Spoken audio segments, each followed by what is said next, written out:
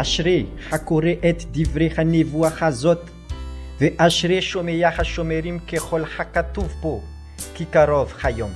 Sambatra izay mamaky simieny ny teny ty faminaniana ty ka mitandrina izay voasoratra ato anatiny fa antombotra ny andro.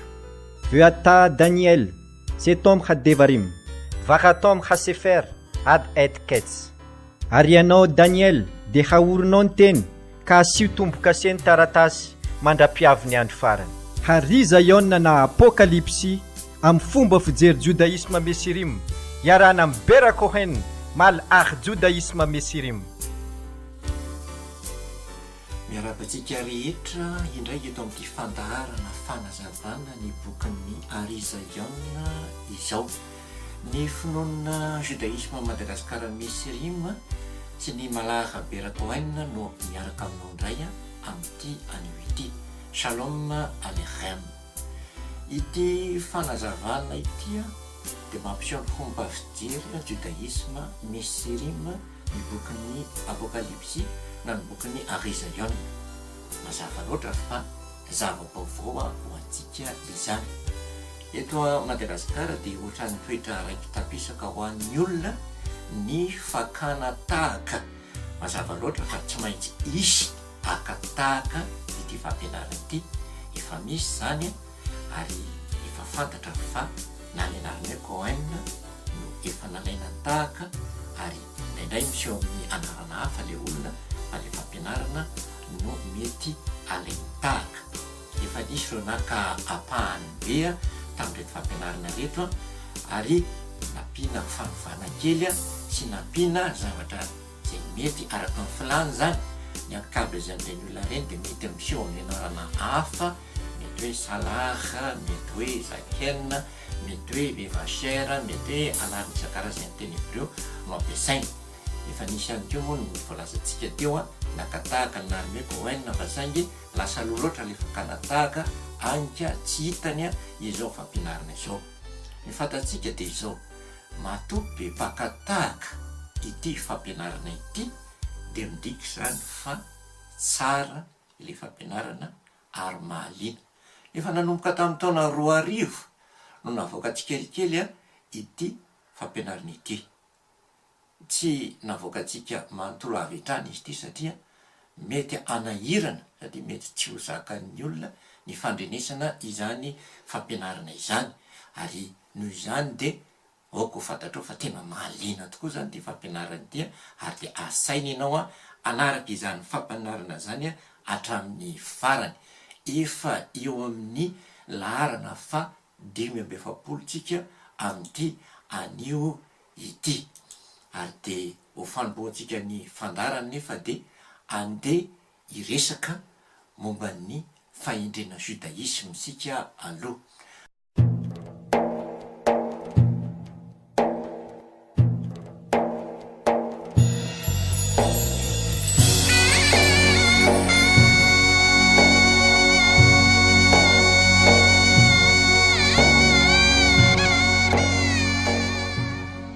Amin'ity anio ity ny fahendrena judaisme zay resahantsika dia fa eo amin'ny laharana fa 520.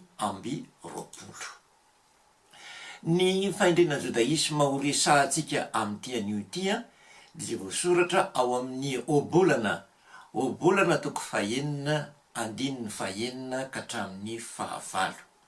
Obolana toko fahenina andininy fahenina ka hatramin'ny fahavalo izay mivaka toy izao: Lech el nemala atsel re darakeha ve hokam asher en la katsin soter ou michel tahil ba kayitz le Hama agera bakatsir me ahala. Raha adikatsika teny io dia hoe mandehana any amin'ny vitsika rikamo, dinio ny fanaony ka mba indre. Tsy manana mpibako ireny na mpife na mpanapaka nefa mamorony sakafony raha fahavaratra izy ary manangona ny fihinany amin'ny fararano. Isan'ny mahatonga ny olona amin'izao andro zao mirona makany amin'ny vola mora hazo toy ny fivarotan-tena sy ny fivarotan-janaka ny fahasarotan'ny fiainana. Ny faminaniana mihitsy anefa no manambara fa ho sarotra ny fiainana ary tokony ivonina amin'izany fahasarotana zany ny olona rehetra. Misy olona maro manome tsiny ny mpitondra fanjakana no ny fahantrana menjady ao an-tokantranony. Angamba mety misy anjara miankina amin'ny mpitondra ihany amin'izany, nefa amin'ny ankapobeny dia miankina manontolo amin'ny ataon'ny isam-batan'olona sy ny isa-tokantrano ny mahatonga azy anana na ny mahatonga azy tsy anana. Ny faindrena jodaisma dia mametraka fototra anankitelo lehibe izay tokony ananan'ny olona rehetra. Ireo fototra ireo dia ny fahazotoana sy ny firaisan-kina ary ny fitsinjovana ny vodiandro merika. Eto amintsika eto Madagasikara dia mbola manjaka ilay toe-tsaina tia mandany lany fahatany, toe-tsaina tsy mitsinjo ny farany, toe-tsaina manao rapa-dango. Eto Madagasikara no mbola ahitana toe-javatra toy izao. Rehefa mahitany fotoana fiakaran'ny vokatra dia mandany lany be fahatany ny olona. Atao avokoa ty karaza-pety rehetra ty, mariazy, famadihana, didipotra, sy ny sisa atao daholy. Rehefa tonga ny fahavaratra dia miafy amin'izay ny olona satria lany ny tahiry. Ary ny tena mampalahelo aza dia lany hatramin'ny masom-boly, lany hatramin'ny vola entina hiasa mandritra ny fahavaratra.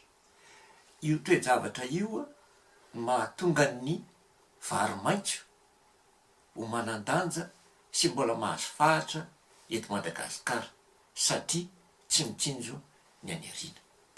Tsy ny any ambanivohitra ihany anefa ny tratra ny toe-tsaina tsy mitsinjo ny mahavy io, fa na dia ny eto andrenivohitra aza dia manana izany toetra izany koa.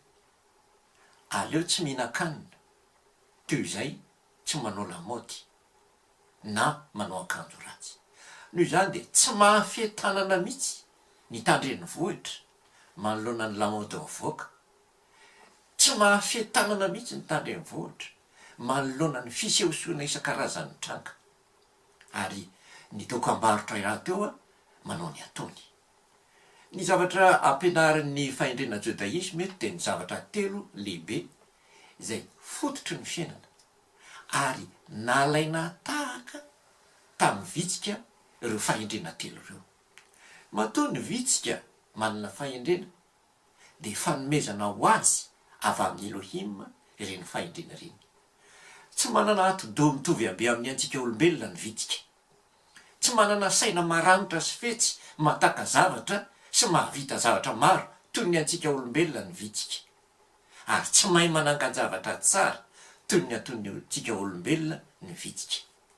Ny any zavatra ananany ny meny Elohim azy dia ireo fahendrena anankitelo lehibe nasain'ny Elohim jerentsika olombelona any amin'ny vitsika ireo. Ny fahendrena voalohany ananan'ny vitsika dia ny fahazotoana. Mba hitarafana ny akamoan'ny olona dia ny fahazotoana eo amin'ny fiainany no jerena. Dia ny mbola kely, ohatra fahazotoana eo amin'ny fianarany. Dia ny mbola kely dia tazany eo amin'ny fahazotoana amin'ny fianarana ny akamoan'ny olona.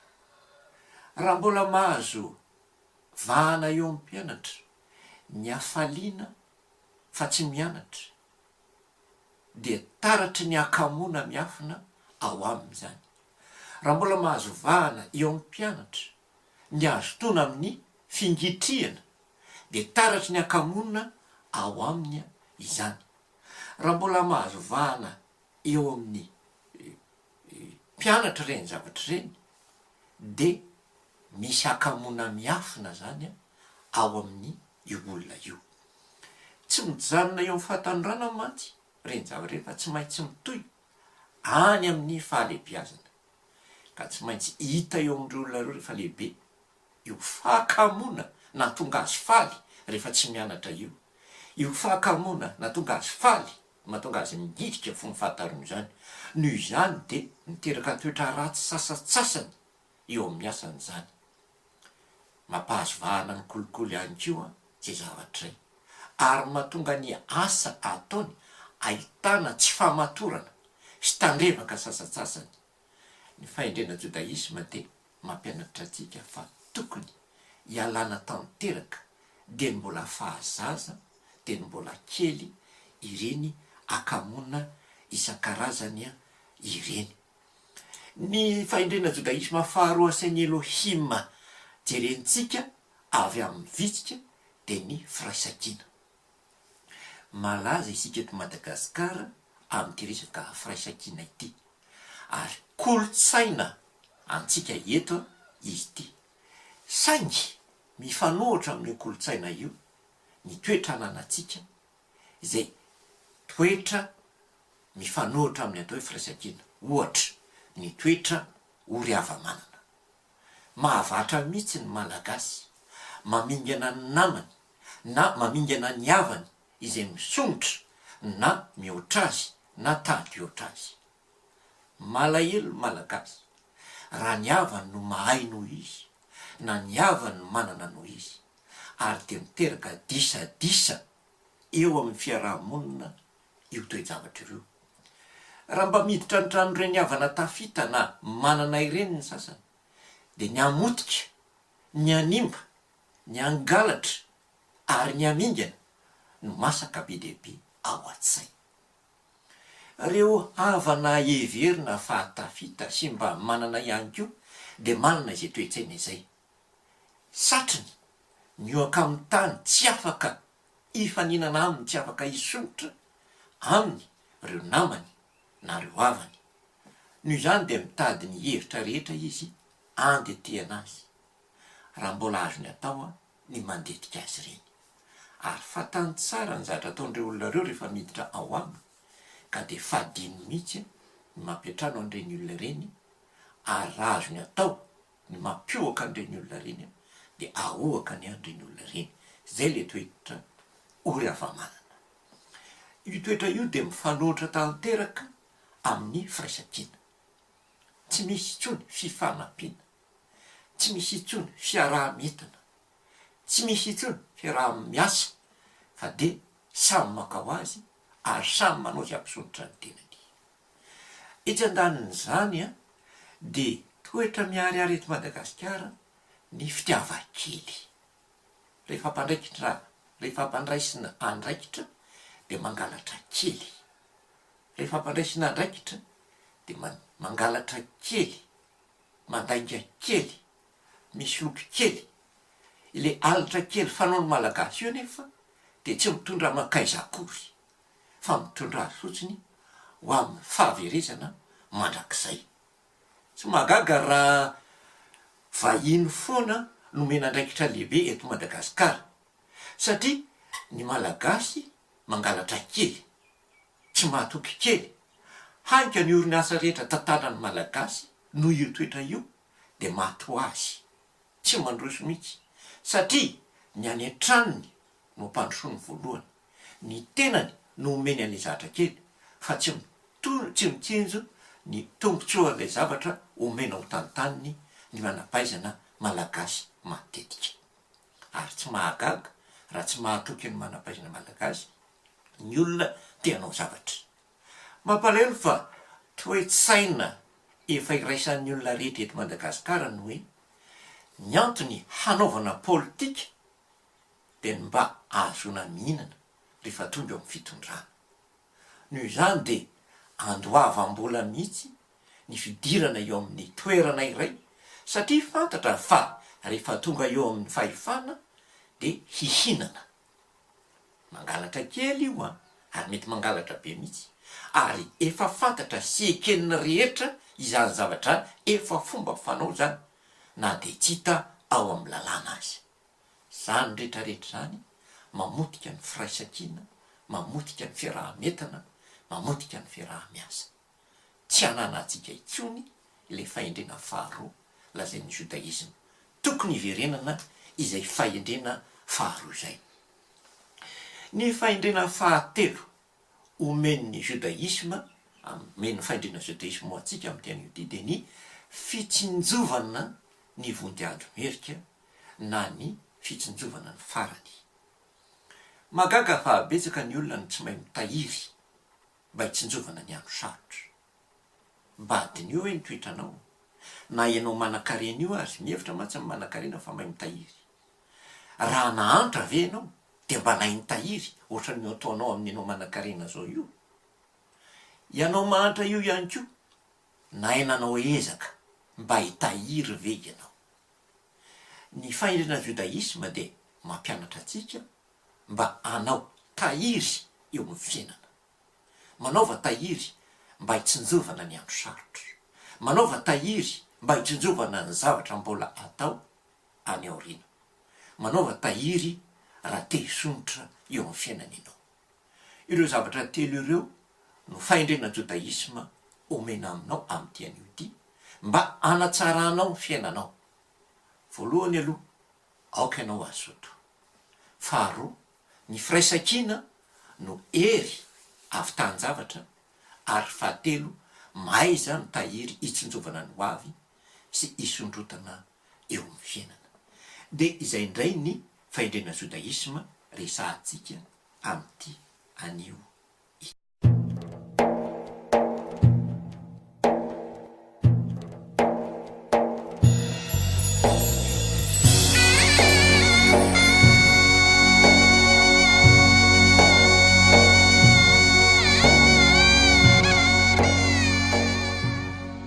tonga eo amin'ny famitinana ny fandarana teo alohantsika dia ny fandarana fa 700 izany ny fandarana fa 700 moa no narahantsika teo aloha ka ny famitinana izay no arahantsika tamin'io fotoana io dia ny fanampanazavana momba ny afatra ho an'ny kelahy tao Tiatira no nresahantsika ny foto-kevitra lehibe tamin'io fandarana io dia ny ariza eo natoko faharehany 2:720 ka hatramin'ny 720 lavalava ihany io dinika io tamin'izay fotoan'izay fa nozaraintsika ho foto-kevitra anankitelo lehibe izy tamin'izay fotoan'izay dia ny 720 sy ny 520 no foto-kevitra voalohany resahantsika izy io zany le hoe fa aminareo zay sisa ny Tiatira dia zay tsy manana izany fampianarana izany sady tsy mba mahalala ny ataon'ireo hoe sain-daliny satana dia izao no lazaiko aminareo tsy ovisiarako entana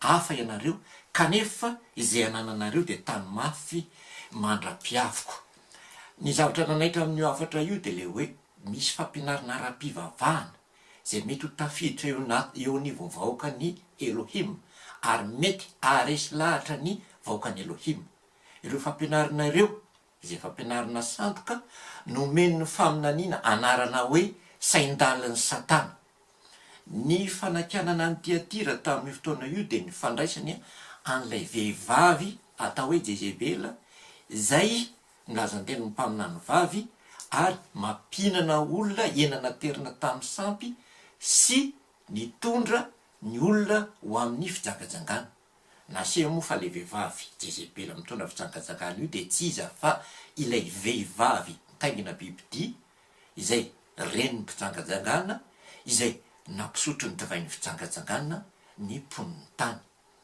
tsy tiany akabeazan'ny olona ankehitriny ny ilazana izao fahamarinana izao nefa ilana tsiny ilana fondo indrindra fa voatery tsy maintsy lazaina izy ity satria bokyny Arizaïona ny resahantsika ary nezahanay mihitsy ny nana maivamaivana ny fomba ilazana azy hoe ny filazantsara ankehitriny dia noraisitsika avy amin'ny fanjakana Romanina Jentilisa ny fanjakana Romanina Jentilisa no nifidy andreo filazantsara reo ny fanjakana Romanina Jentilisa no nandamina azy ireo ary fanjakana romanina jentilisa no nanangana ny fivavahana mampiasa andreo filazantsara ankehitriny ireo filazantsara ankehitriny izay niraisitsika va amin'ny fanjakana romanina jentilisa ireo no hoan'ny misy fitaompivavahana mampisotro divay ny mpivavaka noho izany de tsy manana safidy tsika ho tondrona hoe iza le divay ny fitsangatsangana fa io fisotroana divay ara-pivavahana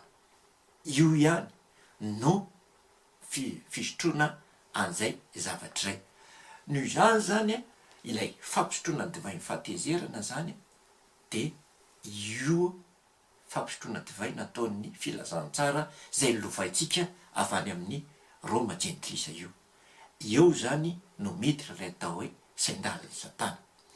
Ny tapan'ny faharoa de ny andininy fahaenina amby roapolo sy ny andininy fahafito amby roapolo amin'io romanina Arizaïona toko faharoa io de amin'izy io zany nivakany de nanao hoe ary zay maresika mitandrina ny didiko hatramin'ny farany de meko azy ny fahefana amin'ny jentilisa ary andry azy amin'ny temby izy ka anoritoro azy toy ny fanoritoro vilany tany de arak'izay nolazain'ny raiko tamiko miaraka amiko io zany ny tapan'ny faharoa io moa hoe inona ny atao hoe fandresena eto amin'ity afatra ho ankely an'ity atira ty ny fandresena de ny fahafahana amin'ilay saindalin'ny satana fahafahana amin'ny fitaky satana atao hoe mpandresy ny olona araky io afatra ho an'ity atira io rehefa tsy voafitaka intsony zany hoe afaka amin'ilay fisotroana ilay divay ny fitsangatsangana sy afaka amin'ny fihinanana hena naterina amin'ny sampy sy ny hena tsy madio hafahafa ty afatra ty satria mifanohitra amin'ny finoana atao hoe fanekena vaovao ankehitriny iverin'ny olona ankehitriny mantsy fa ny fanekena vaovao de natao an'ny jentilisa ary lazain'ny olona ankehitriny fa hoe nolavina ny jiosy ity afatra ty kosa nefa de hoe ny mpandresy de mife ny jentilisa ary anoritoro azy amin'ny temby mampieritreritra zany zay zavatra io hoe iza no izy tia moa faminaniana ary mpaminany bokyny Arizaïona de anjaratsika zany hoe mandray an'le hoe zay le afatra no raisitsika tamin'iny fandarana teoloia ny tapan'ny fahatelo amin'io afatra io zany de ny Arizaïona toko faharoa andininy fahavalo amby roapolo sy ny andininy fahasivy amby roapolo io tapan'ny fahatelo io ny andininy fahavalo amby roapolo de manao hoe ary nomeko azy ny kitana fitarikandro omena an'le mpandresy zany le kitana fitarikandro mazava loatra tamin'io fandarana io nasehontsika fa i satana no kitana fitarikandro zany hoe tahaka ny anomezana fahefana ny mpandresy amin'ny jentilisa no anomezana fahefana azy amin'ny kitana fitarikandro na anomezana azy fahefana amin'ny satana mahagaga fa ny fivavahana jentilisa indray zao no milaza fa mifehin'ny satana amin'ny alalan'ny fanaovana délivrance sy ny fanasitranany isan-karazany fanontaniana no apetratsika tena délivrance marina ave ireny sa saritsarina délivrance fotsiny satria to tsy afaka amin'ny saindalin'ny satana akory ny olona manao le délivrance to ny filazantsara nolovana amin'ny fanjakana romanina jentilisa ihany no ampiasaina ary to misotro ny divain'ny vehivavy jezebela izay mitaingina ny fanjakana romanina jentilisa ihany izy fahefana inona zany le anaovana délivrance anjaratsika ny mandinika anjaratsika ny mieritreritra fa ny zavatra fantatra aloha de ny hoe zay ny fanotinana an'le dinika nataontsika sady famaranana ny dinika momba ny afatra ho an'nkela taotiatira hiditra amin'ny fandaharana am'tian'io ty sika de ny kela manaraka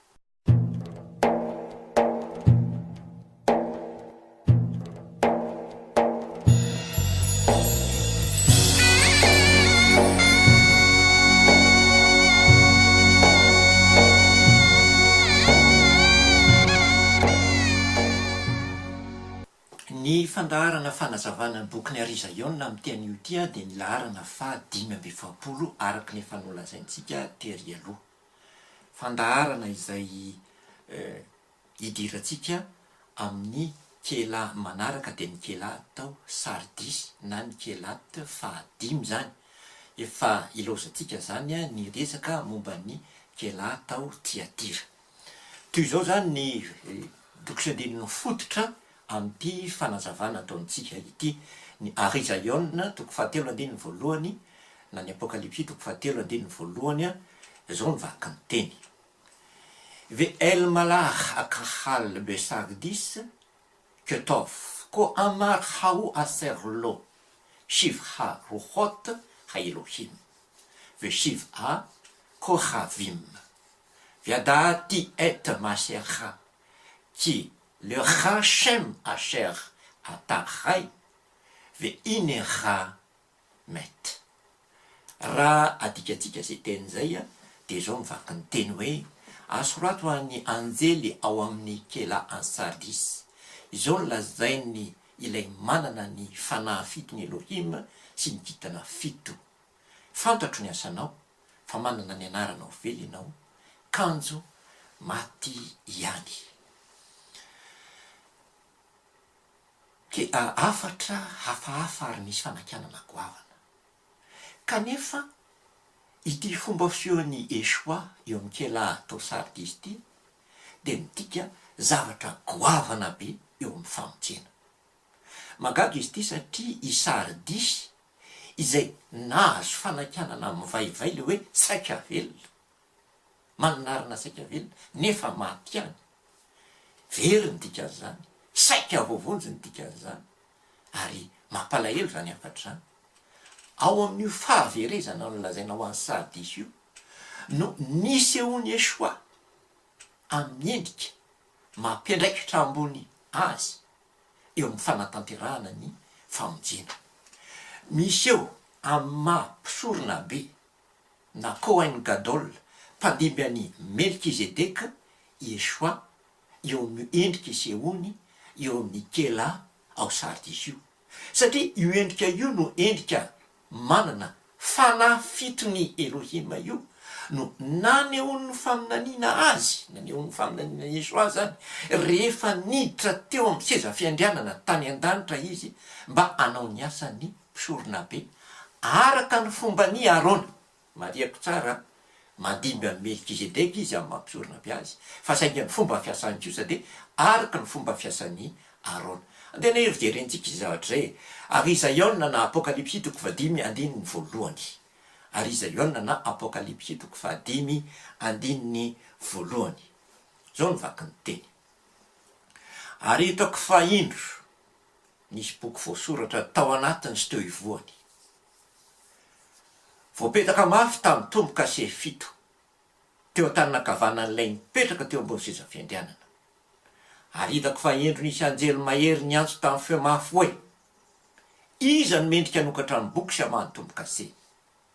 Ary tsy nisy tany an-danitra na tetỳ tany na tany ambanin'ny tany mahasokatra ny boky na nahajery azy. Ary nitomany mafy aho satria tsy nisy hita mendrika hanokatra ny boky na hijery azy.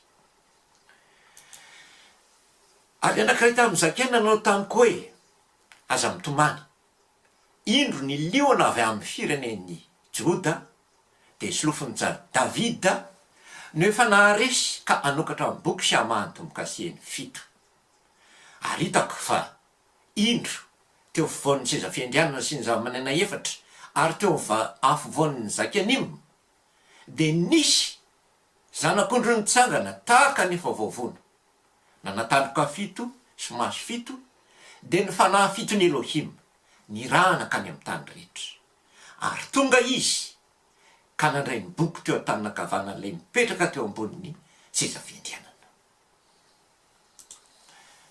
Ny finoana judaisme mesirima dia mametraka fomba finoana ohatr'izao zay everiko fa ohatra ny ananan'ny kristianina ihany ty fomba fijery ty. Ny zavatra mitranga rehetra dia efa voalaza mialoha avokoa, efa voalaza tao amin'ny Torah na tao amin'ny lalàna na sy tao amin'ny Neviim na tao amin'ny mpaminany na efa voalaza tao amin'ny Katovim na ao amin'ny salamo avokoa zany zavatra zany alohan'ny isy olona alohan'ny atanterana noho izany ty zavatra tantarainy boky ny Arisaïon na boky ny apokalipsy ity de tokony zavatra efa voalaza melona zavatra efa hita tao amin'ny Tora na tao amin'ny salamo na tao amin'ny mpaminany ny zavatra lazainy eto de ny fidirany Esoa eo amin'ny seza fiandrianana amma mpisorona be Kohen Gadol azy sady amin'ny mampanjaka azy zanak'ondry efa nyvonoana ary nitsangana tamin'ny maty niakatra ho any an-danitra niditra eo seza fiandrianana amin'ny mampisorona be na Kohen Gadol noho izany de manana ny fanahy fitony Elohim izay faniraka makany amin'ny tany rehetra noho izany de manana ny fanahy fitony Elohim mpisorona be izy amin'izay fotoana izay nefa mpisorona be mpanjaka izay no mahafitohizan'ny Melkizedeka azy zany hoe manohy any Melkizedeka izy fa tsy amin'ny fomba fiasany akory Arona mantsy tsy mpisorona be mpanjaka fa izy kosa no nananany an'ilay fomba fiasa raha ny fomba fiasa mantsy amin'ny mampisorona azy de araka ny lalàna no anaovany an'izay fomba fiasa zany ny fisorona Melkizedeka de tsy nisy lalàna tsy nisy Paska tsy nisy fanatitra noho ny ota tsy nisy ireo fanatitra isan-karazany zay nateriny Esoa tamin'ny nahafatesany ary tsy nisy fanavotana izay fidirana eo amin'ny efitra faharoan'ny tabernakely izay aseho an'ity zavatra tantarainy boky ny apokalipsy eto ity ka asehony amin'ilay fitondranya an'ilay fanahy fito noho izany raha ny filaharana de mpandiby amin'ny Melkizedeka Esoa fa raha ny fomba fiasa kosa de araka ny fanaony Arona ny fisoroana ataony satria ny zavatra rehetra ataony de araka ny lalàn'ny Mosesy avokoa no napisy azy ohatra amin'izany maharaka ny fanaony Arona ny fomba fiasan'izany ny fisian'ny boky izay mipetraka eo akavanany seza fiandrianan'ny Elohim any an-danitra izay tsy misy asany raha tsy tonga ny mpisorona be tsy hita zay ampiasaina n'io boky io raha tsy tonga ny mpisorona be noho izany de tsy misy afaka mamahy io boky io afa-tsy ny mpisorona be voatendry ireriany tsy misy afaka mamahy n'io boky io afa-tsy ny mpisorona be voatendry ireriany ary zay no mahatonga ny mpanotra ny boky ny Arisaïon na ny apokalipsy ny tomany mafy eto satria na de nanao ny asa mpisorona be Azaia Arona sy ny taranany na de nanao io asa io ary izy de tsy nanana fahefana anokatra io boky tany an-danitra io Arona sy ny taranany tsy afaka nanana fahefana anokatra io boky teo anilany seza fiandrianana io satria tsy mpisorona be voatendry Arona sy ny zanany marina fa nanao ny asany mpisorona be izy fa tsy mpisorona be voatendry izy tsy misy na de iray azy ao amin'ny lalàna tsy misy na de iray azy ao amin'ny Tora teny nanendreny Elohim any Arona ho mpisorona be na ho Kohen Gadol na de izy aza no nanao ny asany mpisorona be de fisolotoerana ihany no nataony Arona satria no tendrena ho mpisorona ihany izy no tendrena ho Kohen ihany izy ao amin'ny lalàna na ao amin'ny Tora na de ny lalàna na ny Tora aza no napisy ny asany mpisorona be na ny asany Kohen Gadol noho izany de tsy manana fahefana anokatra io boky eo anilany seza fiandrianana io i Arona tsy fitohizan'ny Melkizedeka zany ny asany ary raha tsy afaka anokatra io boky io izy i Arona raha tsy afaka anokatra an'io i Arona sy ny zanany iza izany no mendrika anokatra n'io boky io iza no afaka anokatra n'io boky io zay no antony nampitomany ny mpanoratra satria tsy misy afaka manokatra io boky io rehefa tsy hitany fa rehefa hitany fa tsy afaka hanokitra izany iarona sy ny zanany. De ho very ve zany ny olombelona manontolo? No very ve zany ny olombelona manontolo? Satria tsy afaka hanokatra ny boky io ny mpisorona iarona sy ny zanany. Tsara fatatsika noho izany ny momba io boky izay mipetraka teo ankavanana seza fiandrianana tany an-danitra io. Ary everina fa ity fanazavana entiko ity no an'ny fanazavana tokana afaka manazava an'io boky mipetraka teo anilany seza fiandrianana tany an-danitra io. Ao amin'ny lalàna ny seza fiandrianana izay any an-danitra de naseho tamin'ny alalan'ny fiaran'ny fanekena na ny arona britsy zany, izay mipetraka fiaran'ny fanekena izay mipetraka ao anatin'ny efitra faharoa ao amin'ny tabernakely. Io efitra faharoa tao amin'ny tabernakely io ilay efitra ao anatin'ny indrindra izay tsy azo niza ny idirana afa-tsy ny Kohen Gadol na ny mpisorona be rery ihany. Ary indray mandeha isa-taona ihany ny mpisorona be na ny Kohen Gadol no miditra ao amin'io toerana io. Io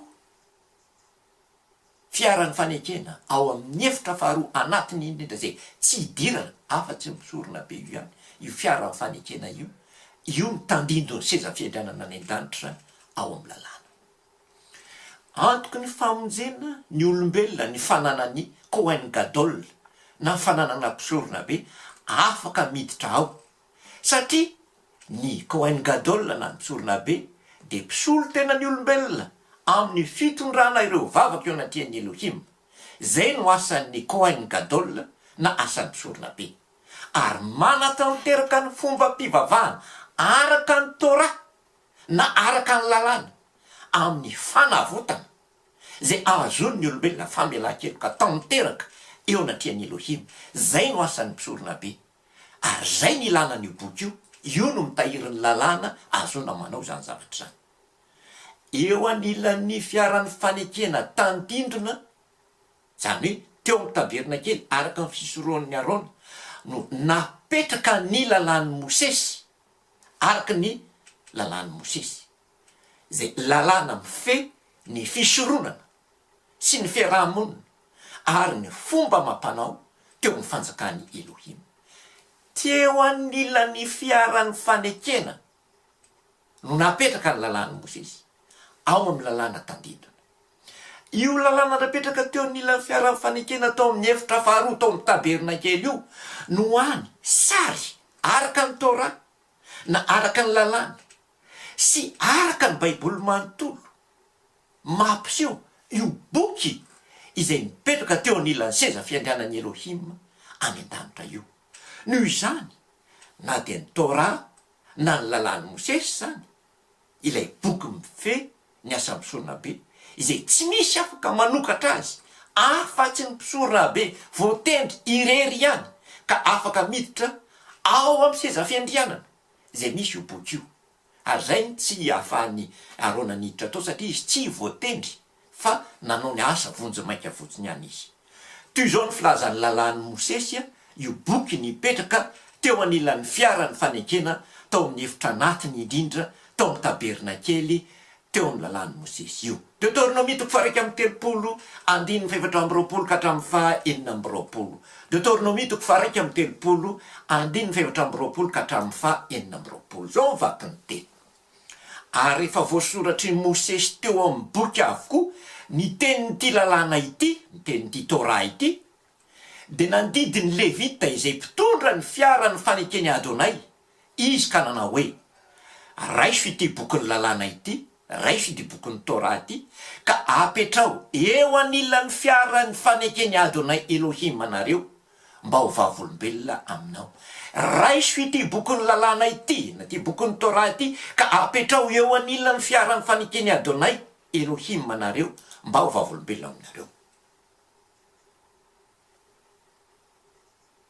Io lalàna io zany de mazava fa ny lalàn'ny Mosesy no boky napetraka teo anilan'ny fiaran'ny fanekena tao amin'ny tabernakely.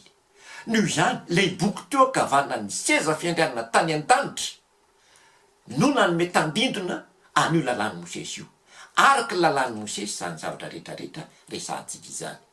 Noho izany aoko fantatsika fa ny fisoroana ny Melkizedeka de tsy fanjakam-pisorona, tsy mamile retiko anima ny fisoroana ny Melkizedeka. Fisoroana talohan'ny lalàny Mosesy, ny fisoroana ny Melkizedeka, noho izany de tsy fanjakam-pisorona.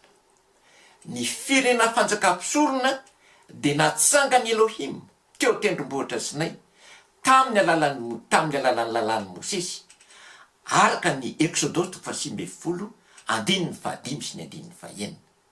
Zany hoe ny mamile retiko anima na ny fanjakam-pisorona zany de ny lalàny Mosesy ilay napetraka teo anilan'ny Arona Brity na ny fiarahany fanekena no nampisy azy. Teo amin'io teny io no nisy eo voalohany, eo amin'ny Exodosy 5:15 andininy 5 sy 9 io no niseho voalohany sy nampiasain'ny Elohim voalohany tao amin'ny Baiboly na tao amin'ny lalàna ny anarana hoe mamile retiko anima na ny fanjakam-pisorona. Zao mivaky n'io teny io Exodosy 5:15 andininy 5 sy ny andininy 9 io.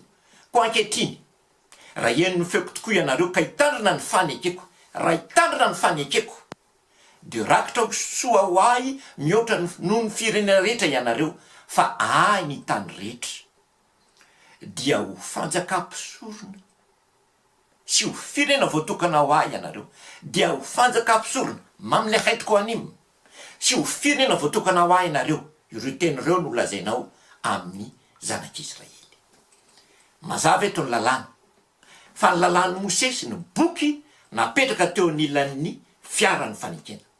Noho izany lay boky teo kavana ny seza fiandrianana tany an-danitra de ny lalàny Mosesy, araka lalàny Mosesy zany zavatra rehetrarehetra zany. Noho izany aoko fantatsika fa ny fisoroana ny Melkizedeka de tsy fanjakam-pisorona, tsy mamile retiko anima ny fisoroana ny Melkizedeka. Ny fisoroana ny Melkizedeka de fisoronana tsy misy lalàna, tsy misy Torah. Betsaka voafitaka ny dikateny izay mezaka mampio fa efa nisy Torah talohan'ny Sinay. Fanamboambarana dikateny ahy ireny zavatra ireny, fa ny Torah sy ny mamile retiko anima de tao Sinay vao nomena. Ao amin'ny lalàn'ny mamile retiko anima araka ny Torah nomena tao Sinay, izay lalàna tokana any miresaka momba ny mamile retiko anima na ny fanjakam-pisorona, de miara-misy ny mpisorona be sy ny mpisorona tsotra. Zany hoe miara-misy ny Kohen Gadol sy ny Kohen.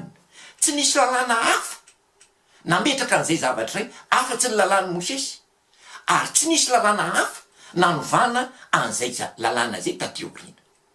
Ao amin'ny lalàny mamile retiko anima de tsy nisy ny atao hoe apôstôly, zany hoe tsy misy ny atao hoe salaha, zay dika ny teny hoe apôstôly amin'ny teny Hebreo. Ary eo amin'ny lalàny mamile retiko anima de tsy misy olona hafa toy ny apôstôly na salaha nomena fahefana haka fanatitra na haka ampahafolony amin'ny vahoaka ny Israely.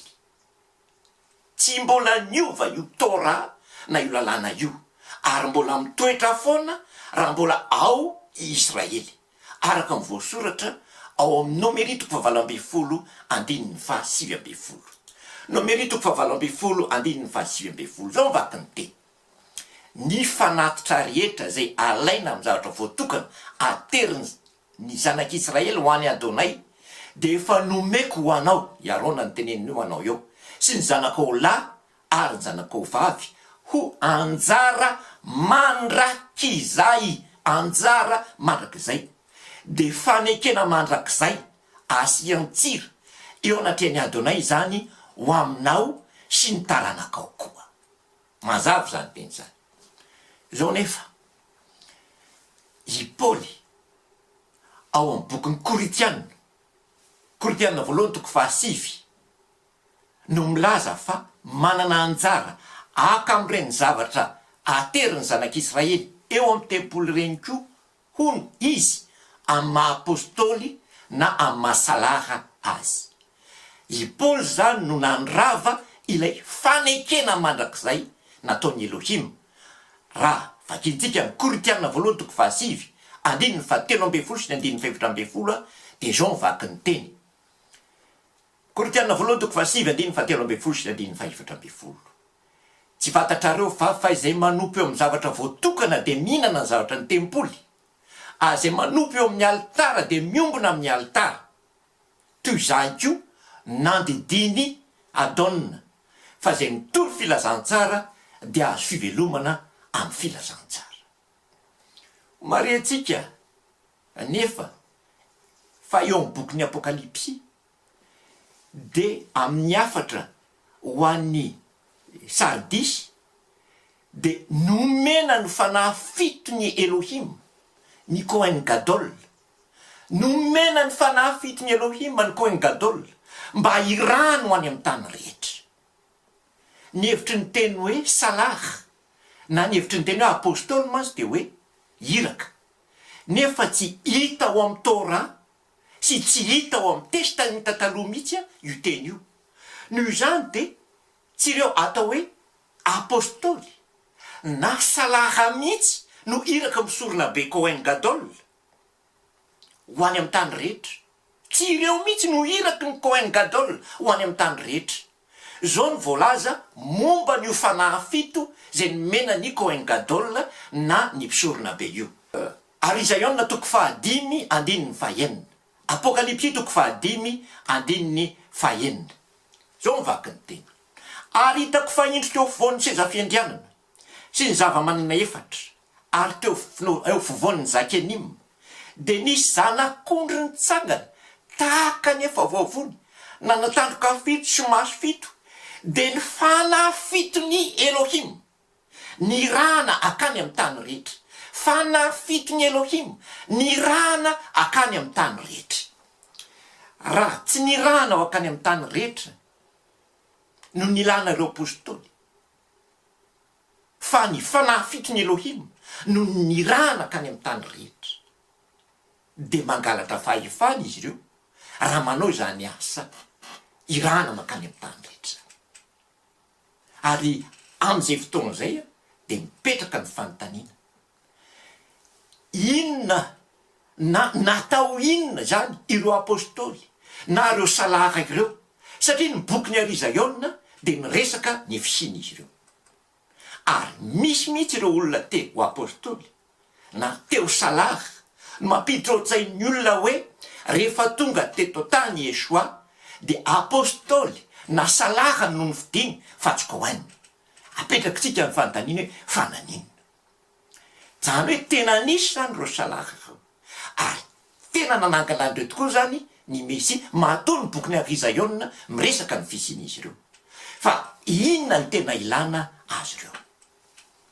Voalohany aloha, araky ny fandresantsika tery aloha, araky ny fitsipiky ny fomba fiasan'ny Elohim, dia tsy misy zavatra tokony hipotrapotra ho azy zany, nefa tsy voahoman'ny Torah na ny lalàna, na tsy voahoman'ny faminaniana na ny Neviim, na tsy voahoman'ny zavatra hafa ny fisiny.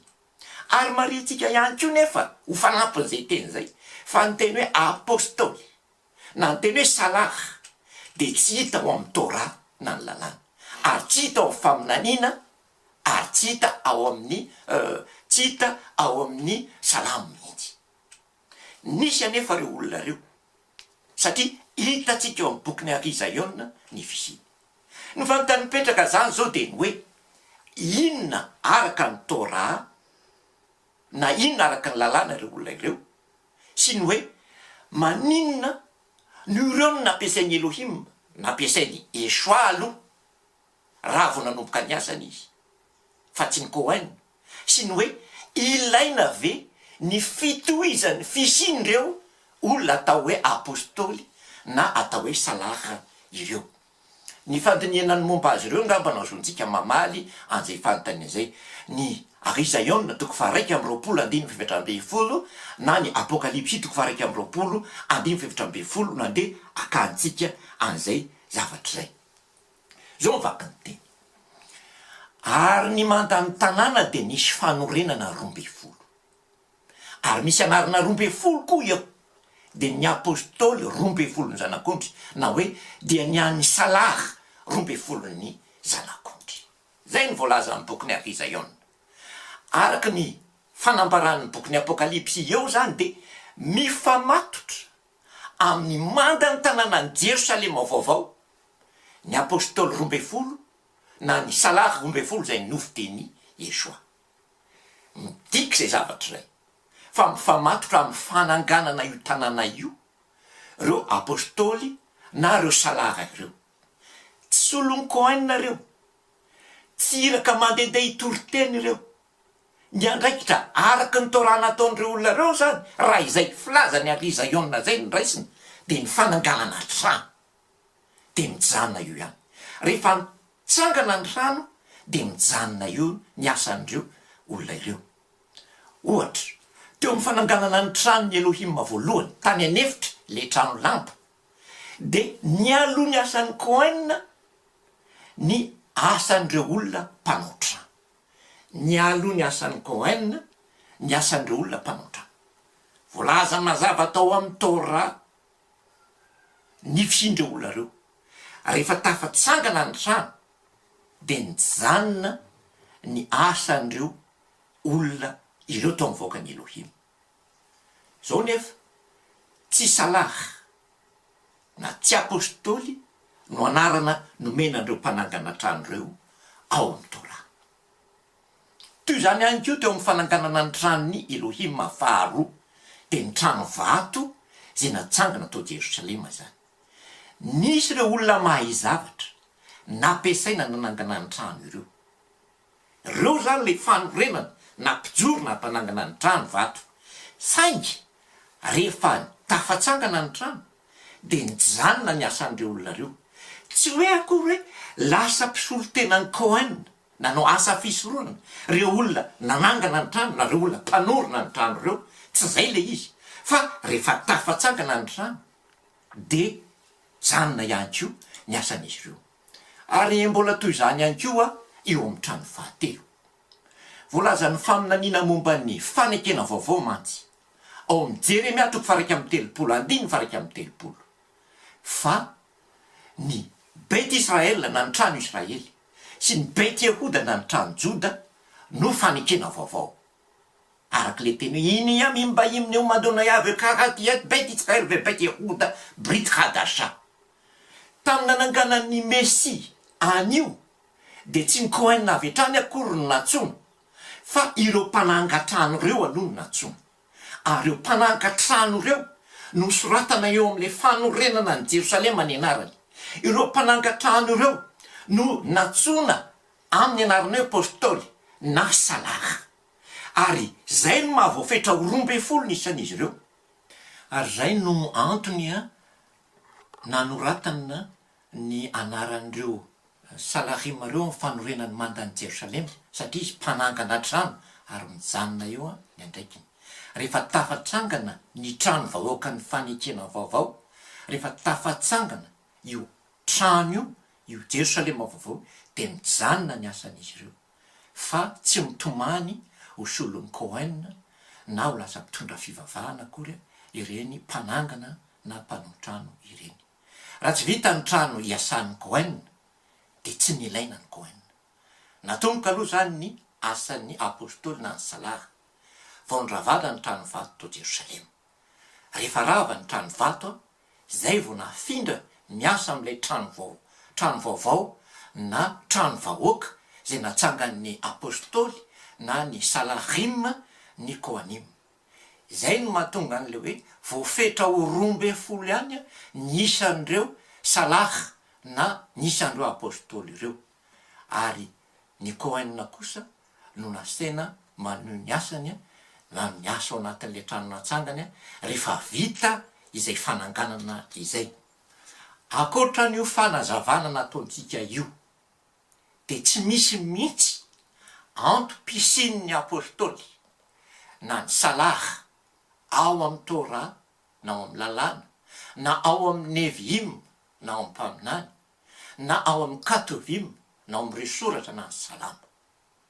Ny apôstôly na salaha mivelona mifanatitra sy ny ampahafolony dia fahotana mahavery indrindra izany satria tafiditra ao midrafitra natsangan'ilay vehivavy janga izay zavatra iray, tafiditra ao anatin'ilay atao hoe sain-daliny satana izay toe-javatra izay satria ny bokyny asan'ny apôstôly sy ireo boky ny soratan'ny Paoly no mampitombo nisan'ny apôstôly ary ao no hanamarinana ny maha-apôstôly any Paoly, hanamarinana ny maha-apôstôly any Paoly mba azahoana mampiditra ny fampianaran'ny Paoly ho eken'ny rehetra izay hevitry ny fanjakana Romanina. Ny fampianaran'ny Paoly anefa no mampihinana enana terina tamin'ny sampy. Ny fampianaran'ny Paoly any koa no manamafy ny fitrona divay izay netiny filazantsara nolovana avy amin'ny fanjakana Romanina Jentilisa.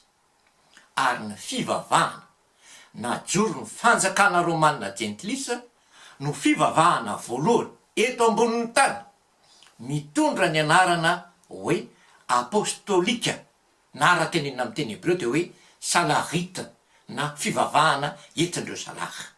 Io fivavahana natsangan'ny fanjakana Romanina Jentilisa io no ahitana apôstôly maka ny toeran'ny Kohanina ary misoratena ao mpisorona ao amin'ilay atao hoe ordre de Melkizedeka na ordre.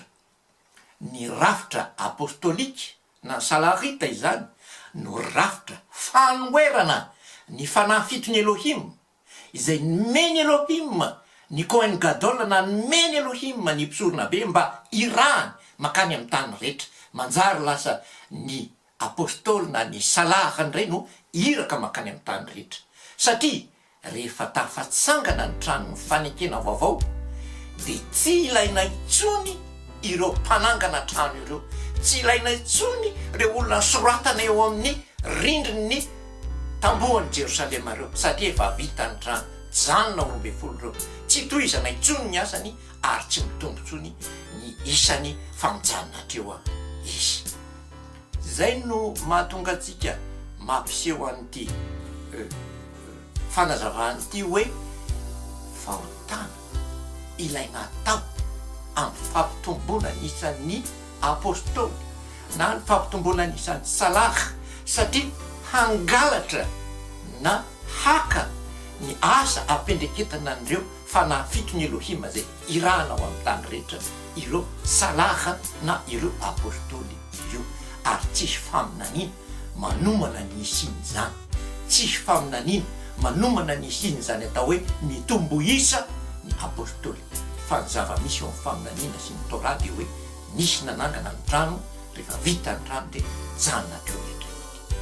Zay indray fandaharantsika amin'ity anio ity ary inona fa hitondra fieritreretana vaovao ho antsika indray izany fandarina izany, hitondra fisainana vaovao ho antsika indray izany fandarina izany ary azontsika maka fandinian-tsaina vaovao mba hizorantsika ho any amin'ny fiainana mandrakizay dia mametraka amin'ny veloma finaritra ho antsika rehetra ho amin'ny fandarana manaraka indray izay mbola fanazavana ny kelahany Sardis ihany. Les travaux de la reine.